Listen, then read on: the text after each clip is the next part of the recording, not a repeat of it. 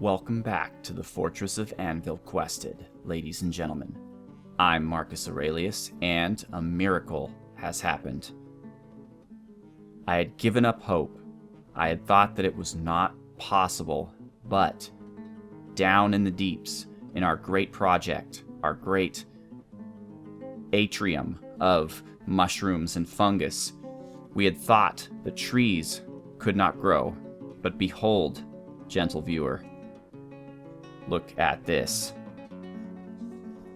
We currently, look at that, 1, 2, 3, 4, 5, 6, 7, 8 trees. No, more than that have sprouted, and look at how high they go.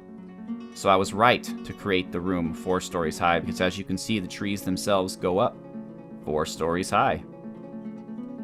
Look at that. Isn't that amazing? So it took, what, 5 years? Maybe not quite 5 years. I forget when exactly I built this room. But still, after all that time, we finally have answered the question, can you grow giant new spore mushroom trees if you create your own room? Now, the question also follows, can they still grow even if the room is not 4 stories high? And the answer to that currently is still no, because this area of the place that has not been trampled upon and does not have that level of height, as you can see, has not grown anything. But here we have a spore tree, we have a fungi wood tree, or fungi wood, we have a tunnel tube trunk, a tower cap, a black cap, and a bloodthorn, 2 bloodthorns.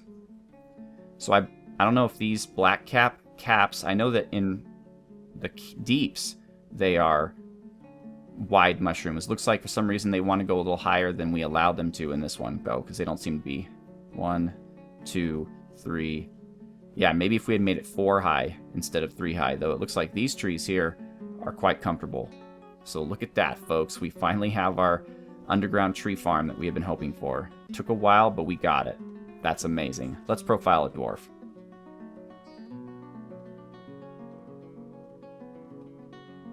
$185.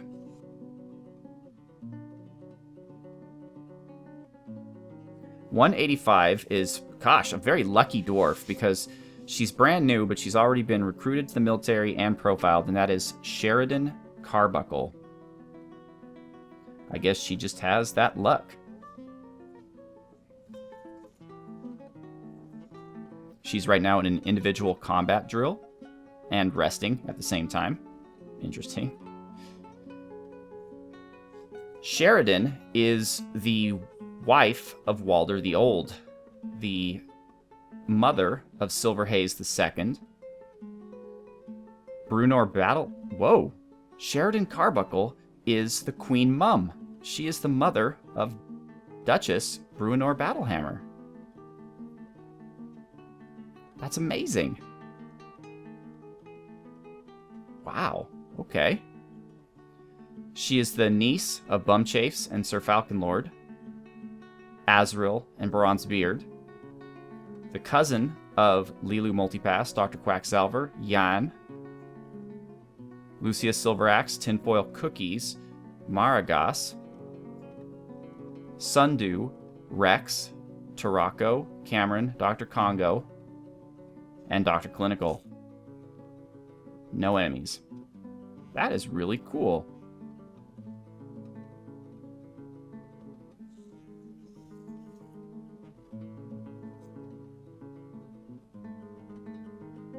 So the Duchess's mother is in our military. Well, our reserves. But Sheridan Carbuncle, Shesh Ek Eshtan. Sheshek Eshtan, which means tipsmiths. She is a dwarf of the Awesome Possums, the military caste. She is 86 years old. Within the last season, she felt contentment after having a pretty decent drink. Irritation to be wearing old clothing. We gotta fix that. I keep Fyodor and Blekto working around the clock. I don't understand why we never have clothes. Contentment after sleeping in a great bedroom, and contentment after having a fine drink. She is a proficient observer, a skilled dodger, a competent disciplinarian, adequate student, adequate concentration, adequate striker. Unfortunately, though, only a novice swords dwarf at this moment, and a novice fighter, a novice wrestler. Highest moveable skill is weaving. She never becomes angry. She tends to be a little wasteful when working. She is a friendly individual. She has a tendency to go it alone, disregarding the advice of others. She is somewhat fearful in the face of imminent danger. She is not particularly interested in what others think of her. She tries to do things correctly each time. She tends to form only tenuous emotional bonds with others. She finds helping others very emotionally rewarding and tends to think before acting. She tends to be passive in discussions. She lives a fast-paced life. She doesn't seek out excitement. Those two seem to contradict each other.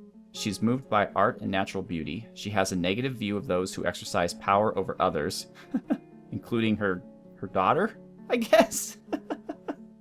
And she is offended by leisure time and leisurely living. Good thing she's in the military. She dreams of mastering a skill. Okay, cool. Let's take a look at Sheridan. I was never one to follow advice, is her thought of the day. Her slightly close-set copper eyes are narrow, her nose is short, her hair is clean-shaven, she has a scratchy voice, she is average in size, her hair is chestnut with flecks of gray, her skin is copper, her ears have small lobes, she is almost never sick, but she is quite clumsy and very flimsy. Sheridan Carbuncle likes native copper, lead, violet spessartine, sloth leather, the color taupe, suns, splints, and goats for their eating habits. Don't goats eat, like, everything? When possible, she prefers to consume clownfish. Clownfish. So she extra double super likes clownfish, I guess, and Kaniwa beer. She absolutely detests snails. Alright, well that is the Queen Mum, Sheridan Carbuncle. And we have trees growing in the project. That is so amazing. I want to take a look down at what we got here. We have our steel bridge, silver. What is this again? I forget. Steel, silver, brass, right? Because we can make brass locally here in the fortress. And lay pewter. It's probably lead. Lead or tin will be our final bridge. We're making some progress, not a ton. I've got a bunch of spikes set up, but that's the easy part. Setting them up's the easy part. The hard part is then connecting all of them via mechanisms to levers. That is going to take forever. That's really all we've got going on, actually, but I wanted to look at something. If you take a quick look at our military, I'm a bit confused by something here. Why is Bumchase at the top? Our MarcusDwarves here, I could be wrong on this, but I believe that in the past, they used to build Hammer Dwarf skill, basically by training with their crossbows, hitting each other with the crossbows, and they have not been doing so. And this is a problem because I don't have them currently using the shooting gallery, the shooting range.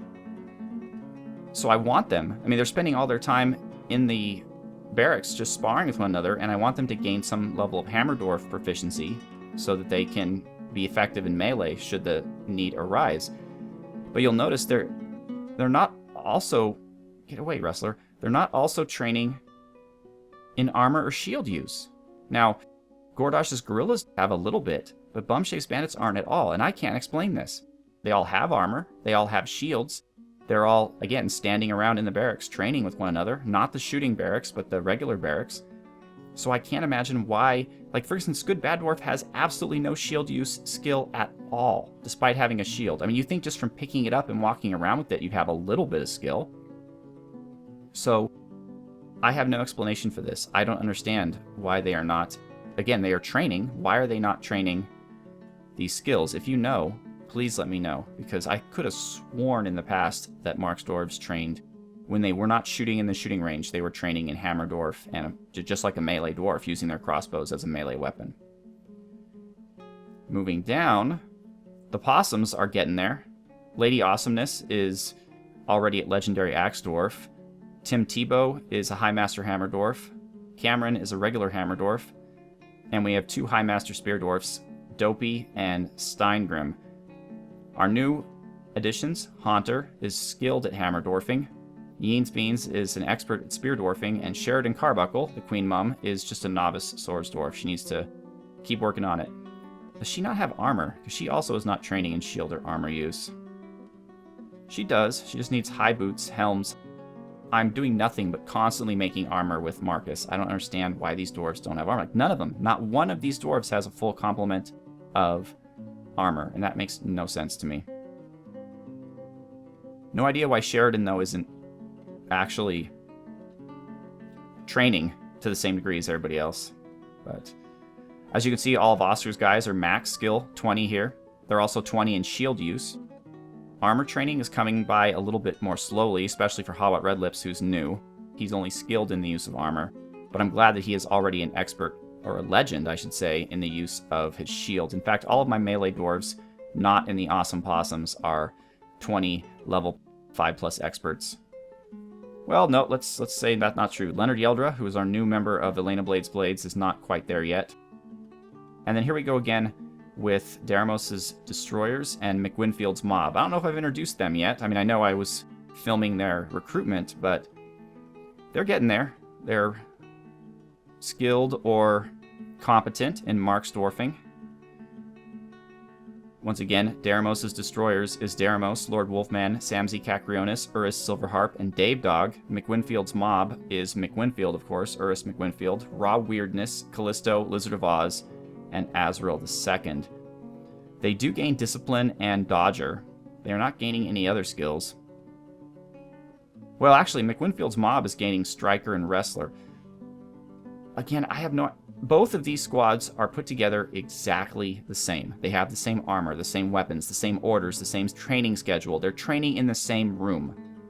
So why is McWinfield's Mob doing better at shield and armor use and gaining Striker and Wrestler, while Deramos's Destroyers aren't gaining any of that? I have no idea. I couldn't say. It's just frustrating. If you know, by all means, please let me know. But so here's how our military is working up. We have our elite squads, and we have our new squads coming up. And the whole purpose of the Awesome Possums is just in case an elite dwarf dies, we can replace them with a dwarf who already is good. And in that situation, we're doing quite well. Now, one thing I do want to look at is, since Lady Awesomeness is never actually going to be promoted, she's always going to be the captain of the squad, it is important that she is a good teacher, because she's going to be continually getting dwarves that have no skill at all. And it says here that she is a proficient teacher and a proficient organizer. That could be better, but I believe in her role that is improving. Like, I don't think it's a static skill. I think you can improve it by teaching, I guess. So, in fact, to bear that out, if I looked at, say, Oscar, he should be pretty good at teaching. And he is. He's a master teacher. And also a Grandmaster Biter. Oof. Oscar probably, at this moment, is the most elite fighting dwarf in our entire fortress. And I realize that I can see this whole text window and you cannot. It's cut off at the top and the bottom for you, but that's okay. This is the part that I really want you to focus on, the part with the skills. And he's just fantastic at everything. He's a legendary striker, kicker, fighter, wrestler, biter, miscellaneous object user. I wonder what that miscellaneous object is. I have no idea. Maybe that's like when you bash somebody with the hilt of your axe or something along those lines. But yeah, very cool. So right now everybody's getting sick. The trees were growing a little heavily outside, so I decided to cut them down again. I'm also paving over... Well, I paved over, actually, you can't even see it anymore, the lake that we had here to avoid any more dwarves falling in it, and I'm going to continue to build more paved roads around the fortress just to keep us away. Because if you'll notice, if you look up, there's a sparse amount of trees around our fortress, but then you all of a sudden go over here and there's just a huge amount of trees. So I'm just trying to clear the area around our fortress. It's a little bit of role play. It doesn't have much use in the actual game mechanics, but just if you think about it, the dwarves want there to be a room between their fortress and the forest so that if goblins or anything attacks, they can shoot at it clearly without having to worry about them hiding in the trees or things like that. So what else is worth talking about? Well, you know what I think is a good idea? We're always producing cool trade goods, but we never really get to look at them. So let's do that. Let's just look at a few trade goods that are awesome traders have put together. Hopefully we'll find something cool that has a story behind it. So finished goods bin. Alright. Dog skull totem. That's an exceptional, so that's nothing interesting. I think, is it this one that's good? Yes, a masterful turkey gobbler skull totem created by Captain Communism, but there's not anything really. So here's a turkey bone figurine of bark scorpions. Ah, here we go. This is a well-crafted turkey bone figurine of bark scorpions. The item is a well-designed. Yeah. Okay. So this one's a bit more interesting. Instead of just being a figurine, it's a figurine of something. In this case, bark scorpions. So here we go. We have a turkey bone figurine of Nile's special leopards, the Ram of Rapidity, who is I guess, the greatest porn star in this world. I'm the Ram of Rapidity, ladies. Oh, yeah. And that's not what I want. I don't want to look at the finished goods bin. I want to look at the Ram of Rapidity. This is a masterful turkey bone figurine of Nile's special leopards, the Ram of Rapidity, created by Captain Communism.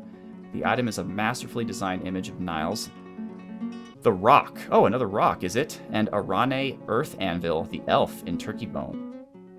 Boom, chicka, bow, bow. Arane is striking down Niles. Oh my goodness, the elf won. The artwork relates to the killing of the rock by the elf in the Grand Walls in 79 during the duel known as, it doesn't have a name. The elf won. That doesn't happen every day, folks. And this is a turkey bone figurine of Einod Gorge Spirals. And I apologize to Da Good Turkey that we are littered with turkey bones, but unfortunately we had a bit of a Turksplosion and had to take drastic measures to raise our FPS. This is an exceptional turkey bone figurine. The item is an exceptionally designed image of Einod the dwarf. Einod is surrounded by the dwarves because Einod is the Baroness of the Ageless Manor. Well, you might be special and all, Einod, but we have a Duchess of the Ageless Manor here at Anvilquested. So there you have it. But let's see if we can find some of Yossarian's crafts. And we can. No. I mean, here they are, but they're not interesting. We have more bone. Man, we're sure making a lot of bone stuff. Giant Kia bone. That's good. I hate giant Kias. Alright, so not here, but I'm sure Yossarian has some really awesome stuff somewhere. Not here, though. More bones. More bones. A king snake skull totem. That sounds pretty awesome. Okay, for some reason, we're all about the bones right now, but here we go. An Orthoclase figurine of the Tunnel of Pulp. This is an exceptional Orthoclase figurine of the Tunnel of Pulp. The item is an exceptionally designed image of the Tunnel of Pulp, the Minotaur, and Gordosh by Yossarian. The Tunnel of Pulp is making a plaintive gesture. Gordosh, Guilt Chance, is striking a menacing pose. The artwork relates to the mortal wounding of the Minotaur, the Tunnel of Pulp, by the dwarf Gordosh. Good job, Gordosh. So this is relevant to the history of our fortress. So what Yossarian is doing is he is telling the story of Anvilquested through this figurine, which will be then exported across the world so that the amazing battle prowess of Gordosh will be known all across the world. In human towns, in goblin fortresses, it will be discussed that Gordosh took out the Minotaur, the Tunnel of Pulp. This was in 153, so relatively early on in the life of Anvilquested. Here's another one, an Orthoclase figurine of Almost Lull Ors. This is an exceptional Orthoclase figurine of Almost Lull Ors, who is a dwarf, and Thomo Snarled-Heathers, the Autumn of Rock, the mountain titan, who we have yet to see, and hopefully will not, because titans are pretty rough. And this is a memorial of the titan killing the dwarf in the Grand Walls in the early summer of 49. So about 100 years before Anvilquested was even founded. Anything else? Do we have any? Okay, Masterful. I think Masterful is the best you can do before it's a legendary artifact, that is to say. Just some regular stuff, nothing too special here. More figurines. Oh, here's one of Percival. A dog bone figurine of Percival. Night Spears. Oh, that's an awesome name, Percival. It's a finely crafted dog bone figurine of Percival. The item is... It's by Captain Communism. Percival is dead. The artwork relates to the fatal illness of the dwarf Percival in Anvilquested in the mid-autumn of 153. Oh yes, that's right, during the ferocious sieges. I remember that. It was very sad. We shall always remember you, Percival. In fact, the world will remember you because there is a masterful dog bone figurine of you, and your story is being told. Dog bone figurine of Purple Prism. So it looks like, for some reason, Captain Communism is doing a much better job on his bone crafts in terms of making them unique and interesting than Yossarian is on his stone crafts. I don't know why or what's causing it. They're both legendary. But this is an exceptional dog bone figurine of Purple Prison, the giant anaconda.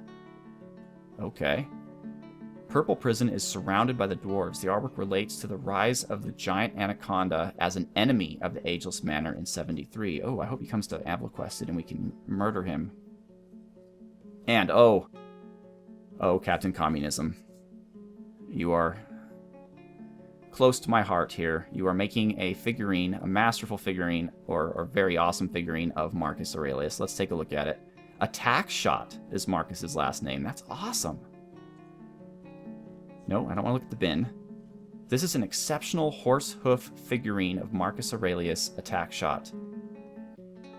And an iron bolt in horse hoof by Captain Communism. Marcus Aurelius is raising the iron bolt. The artwork relates to the masterful iron bolt created by the dwarf Marcus Aurelius in 154, the late autumn. That is amazing. And here's a dog bone figurine of Lucius Silveraxe. Bodice tools.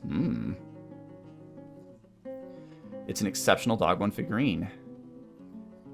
Judge Wings, the Chert Throne. So this is a memorial of Lucius Silveraxe creating Judge Wings in Anvilquested in the year 151. That was the first, well, the second year of Anvilquested, technically. But I want to see some more of Yossarian's stuff. I guess Yossarian is very modest. He doesn't like to... Here we go. This one's cool. A nice figurine of Abo Wayward Dangles, the Past of Minds. This item is a masterfully designed image by Yossarian, and it's a Yeti. And then O'Neill Combined Mine, the dwarf. And it is... The Yeti is being killed by the dwarf in the Grand Walls in 71. So good work. Good work, Yossarian. I bet you if we spent some time and looked at all these, we'd find a lot of really cool stuff. But for right now... Ooh, a Forgotten Beast bone earring. But it doesn't have any history. It's just a masterful Forgotten Beast bone scepter created by Captain Communism. What about Grum Sub? Where is his lead stuff? Oh, here we go. This must be worth a ton of money right here. This must be worth just an amazing amount of money. It is a Forgotten Beast bone figurine of Brunor Battlehammer, our Duchess. Worthy Lenses is her last name. This is an exceptional Forgotten Beast bone figurine, so the only way it could be better is if it was a masterful Forgotten Beast figurine, and it is an exceptionally designed image of Brunor Battlehammer, the dwarf, and rats in Forgotten Beast. Interesting. By Captain Communism. Brunor Battlehammer is surrounded by the rats. Okay. Well, okay, maybe Brunor Battlehammer is not the closest of friends with Captain Communism. It's possible. You know, obviously, communists aren't exactly best friends with royalty. So, it seems a reasonable assumption, but still, having our Duchess surrounded by rats, I don't know, that's kind of treasonous, Captain Communism. That's an interesting thing you're doing here. Okay, here's something that Grum Sub put together. It's a lead figurine of Rosu Vise Jester. So this is an exceptional lead figurine of Rosu Vise Jester, who is a human, and Alath Lord Paint, the dwarf. And this was made in lead by Grum Sub Budam Kashal. I don't understand why they're giving everybody else's English name, but only giving Grum Sub's Dwarven name. Alath is striking down the human Rosu Vise Jester. And this took place in the late summer of 155 during Bloslututu, the Scabrous Onslaught.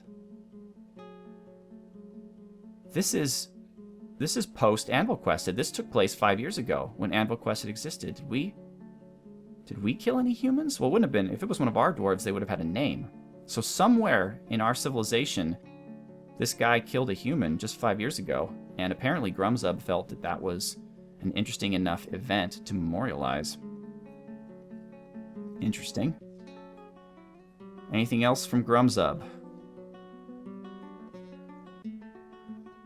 Come on, just something.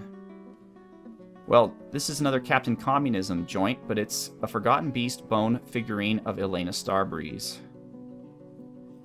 The item is an exceptionally designed image of Elena Starbreeze, the Vigor Page, the dwarf, and Haunt Swallow, the Null Amusement, the Highwood Shield, in Forgotten Beast bone by Captain Communism. Elena is raising Haunt Swallow, the Null Amusement. The artwork relates to the naming of Haunt Swallow by Elena in 156, the late winter. Now, I would think that Elena would probably want this figurine. I wish there was a way I could, like, assign it to her, give it to her so she can put it in her room. I mean, that hasn't come into the game yet. I'm sure at some point you'll be able to do that, because you would think that she would really want to have this exceptional figurine in Forgotten Beast bone. I mean, how many Forgotten Beasts are there? Not many. So to have a figurine carved out of Forgotten Beast bone of you, naming your named item, that's really awesome, and I'm sure she would love to have that. There's some lead stuff in this box. But no. Nothing named. Okay, before we go, I know it's getting a little long. Before we go, I just want to find one more thing that Grum Sub did. Here we go. Okay. What's weird is that all of the masterful stuff, it looks like a little gem here, does not have a story behind it. It seems like only the exceptional stuff has a story behind it.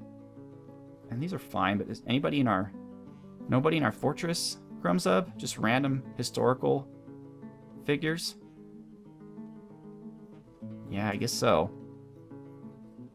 I want to find someone in our fortress. Bone. Maybe we can do it this way, by going to stocks and going down to, I don't know, what would it be? I guess we'll look for a figurine. So lead figurines. Let's take a look at all of our lead figurines. Here we go. Here we go. And here's some masterful lead figurines.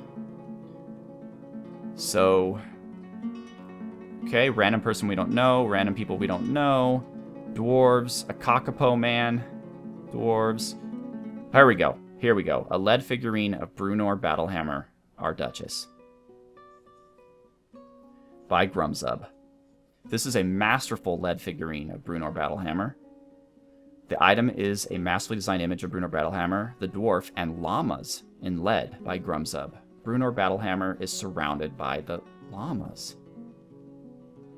Okay, is this like some kind of inside Anvilquested joke where all of the master craftsmen like to make images of our Duchess surrounded by random creatures?